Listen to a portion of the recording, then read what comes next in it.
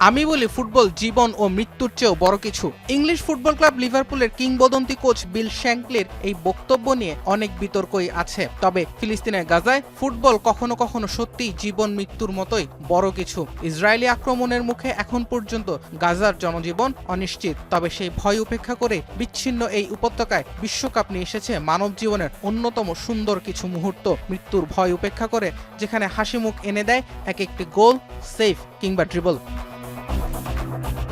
প্রতিবেশী রাষ্ট্র মিশরের উপর বিশেষভাবে নির্ভর করতে হচ্ছে গাজাকে, আর সে কারণে বিশ্বকাপে গাজাবাসীর সমর্থন পুরোটাই পাচ্ছে মোহাম্মদ সালার দল। ফারাওদের ম্যাচ মানে গাজার রাস্তায় জড়ো হয়ে ফুটবল উন্মাদনার অংশ হওয়া। মিশরের কোচ হোসাম হাসানও গেল ম্যাচের পর গায়ে জড়িয়েছিলেন ফিলিস্তিনের পতাকা, আর আর্জেন্টিনা ম্যাচের আগে বললেন জাত ধর্মের ঊর্ধ্বে উঠেই ফিলিস্তিনকে সমর্থন দিচ্ছেন তিনি। নোভা এলইডি টিভি, ঝকঝকে ছবি, নিখুঁত শব্দ, 5 বছরের ওয়ারেন্টি। নোভা মানি সঠিক মান, নিশ্চিত সেবা।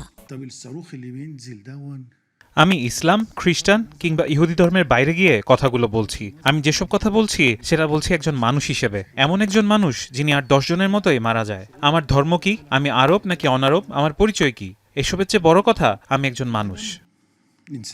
মিশরীয় কোচের আকুতি বাঁচতে দেয়া হোক ফিলিস্তিনের নাগরিকদের। ক্রীড়াবিদ আর ক্রীড়া সাংবাদিকদের কাছে আহ্বান জানিয়েছেন ফিলিস্তিনের অধিকার রক্ষায়। আমি সকল খেলোয়াড় এবং ভিন্ন ধর্ম আর দেশ থেকে আগত সাংবাদিকদের কাছে বলতে চাই, বিশেষ করে এই বিশ্বকাপের সময়ে আমরা একটা বার্তা দিতে পারি বিশ্বকে। ফিলিস্তিনের মানুষকে বাঁচতে দিন, বাঁচতে দিন। তারা আর কিছুই চায় না, শুধু বাঁচতে চায়। আর্জেন্টিনার বিপক্ষে মিশরের ফলাফল ছাপিয়ে হোসাম হাসানের আহ্বান, নজর দেয়া হোক ফিলিস্তিনের মানুষের জন্য। জুবায়ের আহমেদ, এখন।